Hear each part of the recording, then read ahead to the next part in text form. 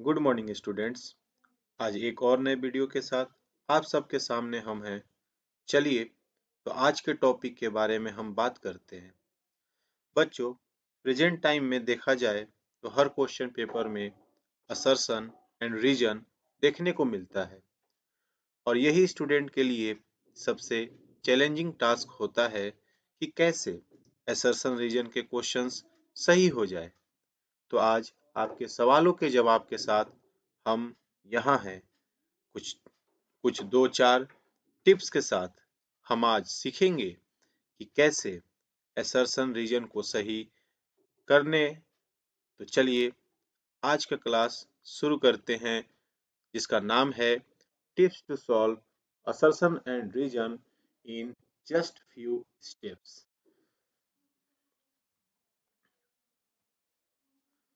तो बच्चों, हम जैसे कि क्वेश्चन पेपर ऑलरेडी हम लोग देखे हैं और जानते भी हैं कि जब भी क्वेश्चन आता है तो उसमें चार ऑप्शन दिया हुआ रहता है। जैसे पहला ऑप्शन होता है both A and R true and R is the correct explanation of A.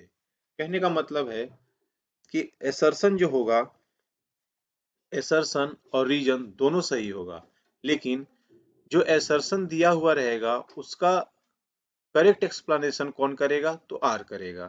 तो पहला ऑप्शन होता है कि बोथ ए और आर क्या होता है, दोनों करेक्ट होता है, लेकिन आर जो है वो करेक्ट एक्सप्लेनेशन देता है किसको? ए को। वहीं पर दूसरा अगर ऑप्शन देखा जाए, ऑप्शन बी, तो कहता है कि both A and R true, दोनों स्टेटमेंट सही होता है, लेकिन कहता है कि जब एक्सप्लेनेशन की बात आए तो आर जो है वो ए को क्या करता है, एक्सप्लेन नहीं कर पाता है। मतलब कहने का कि जो ए होगा वो कुछ और बातें करेंगी और आर जो होगा वो कुछ और टॉपिक पर बातें करेंगी, लेकिन दोनों क्या होगा, सही होगा। ऑप्शन सी में बात किया जाए तो कहता है कि if A is true but R is false. कहता है कि असर्शन जो होगा वो सही हो सकता है, लेकिन आर पूरी तरह से क्या होगा, गलत होगा। अभी हम लोग कुछ एग्जांपल्स के साथ भी देखेंगे कि इसको कैसे सॉल्व किया जाता है। ऑप्शन डी में देखा जाए तो वहां पर इसको उल्टा कर दीजिए, तो कहता है कि A is false but R is true. यहाँ पर असर्शन ही जो होगा वो गलत होगा, लेकिन जो रीजन होगा वो सही होगा।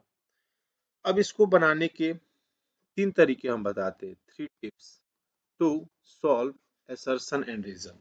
पहला कहता है कि क्वेश्चन जब हम पढ़ेंगे, मतलब कि असर्शन और रीजन जब हम पढ़ेंगे तो दोनों पढ़ते समय हम उसी समय देख लेंगे कि क्या असर्शन सही है या रीजन सही है। तो जब क्वेश्चन पढ़ेंगे तो पता चल लगा कि असर्शन तो मेरा सही है, लेकिन रीजन मेरा गलत है। तो यहाँ पर डायरेक्ट पता चलता है कि ऑप्शन सी आंसर होगा, कि ए जो है वो ट्रू है लेकिन आर जो है वो फॉल्स है। करेक्टली यहाँ पता चल गया। दूसरा टिप्स कहता है कि जब क्वेश्चन पढ़ेंगे तो फिर से वही करेंगे, देखेंगे कि क्या मेरा असर्शन जो है वो सही है या फिर रीजन मेरा सही है। तो यहाँ पर कभी हो सकता है कि रीजन आपका सही होगा, लेकिन असर्शन जो होगा वो कम्प्लीटली क्या होगा, रॉन्ग होगा। तो आपका ऑप्शन डी पता चल गया कि ए क्या है, गलत है, लेकिन आर ट्रू है। चलिए, ये तो बहुत आसान था। दोनों टिप्स में हम लोगों ने देखा कि आसानी से हम क्वेश्चन पढ़ के ही ऑप्शन सी या ऑप्शन डी को क्या कर सकते हैं, एलिमिनेट कर सकते हैं। अब बात आता है ऑप्शन ए और बी पर, जो कि हमारा है तीसरा टिप्स। कैसे सर? तो सर बता रहे हैं कि यहाँ पर प्रॉब्लम इसलिए अराइज होता है क्योंकि मेरा असर्शन भी सही होता है और रीजन भी सही होता है।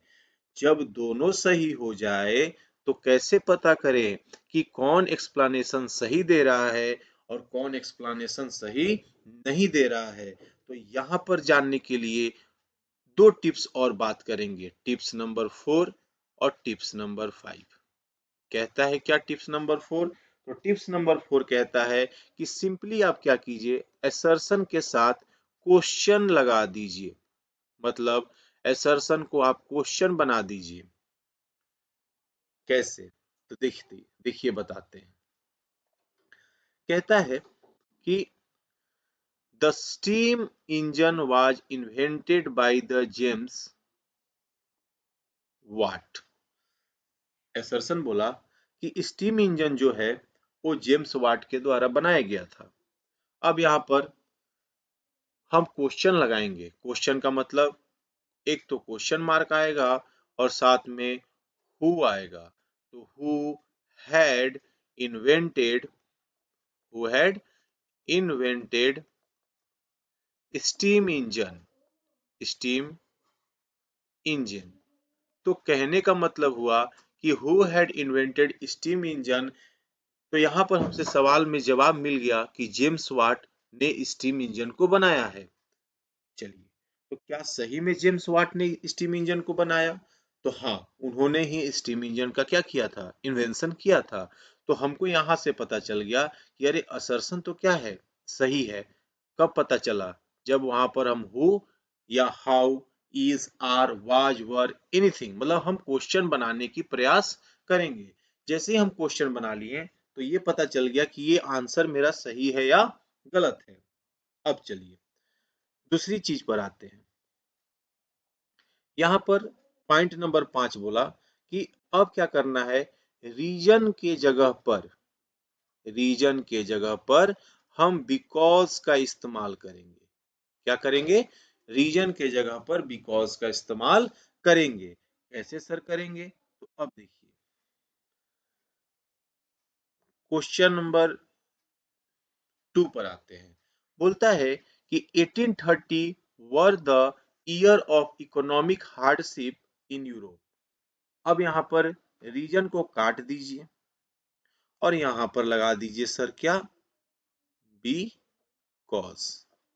तो बोलता है, अब शुरू से स्टेटमेंट को पढ़ते हैं कि 1830s were the year of economic hardship in Europe because Europe witness a sudden rise of population in 1830 and the number of job seekers increased. कहने का मतलब हुआ सर कि 1830 में इकोनॉमिक हार्डशिप आया था, मतलब कि यूरोप में इकोनॉमिक में छलांग देखने को मिला था, या फिर हम कह सकते हैं इकोनॉमिक ध्वस्त हो गया था। क्यों हुआ था? क्योंकि उसका रीजन था कि अचानक वहां पर पॉपुलेशन राइज कर गया और जॉब सीकर्स जो थे वो इंक्रीज कर गए। इसका मतलब यहाँ पता चलता है कि वहां पर अनएम्प्लॉयमेंट, एम्प्लॉयमेंट बढ़ गया। क्यों बढ़ गया? क्योंकि इक्विवेलेंट था किसके? पॉपुलेशन के। When the population will increase it exactly increase the unemployment. तो यहाँ पर पढ़ने के बाद ऐसा लगना चाहिए हमको कि फ्लो बन रहा है। फ्लो बन रहा है कि मतलब कि लग रहा है कि दोनों का स्टेटमेंट एक साथ मैच कर रहा है। जब ऐसा लगने लगे तो समझेंगे हम कि ऑप्शन ए क्या है, करेक्ट है, कि both A and R true and R is the correct explanation of A. तो यहां से ये हमको आंसर मिल गया। लेकिन सर अभी भी ऑप्शन बी बाकी है। तो चलिए एक और मेरे पास एग्जांपल है, उस एग्जांपल से देखते हैं। अब देखिए सवाल क्या बोला, वही उसी प्रकार से बनाएंगे। पॉइंट नंबर 5 को दिमाग में रखेंगे कि the steam engine was invented by James Watt. अब रीजन को काट दीजिए, रीजन को काट करके हम यहाँ पर फिर से लिखेंगे बिकॉज। लिख दिए। तो अब देखिए the steam engine was invented by James Watt because there was a problem with removing water from flooded mines. इसके लिए तो उन्होंने स्टीम इंजन का आविष्कार नहीं किया था। यहाँ पर सीधा सीधा बात कह रहा है किसके बारे में? फ्लडेड माइंस के बारे में।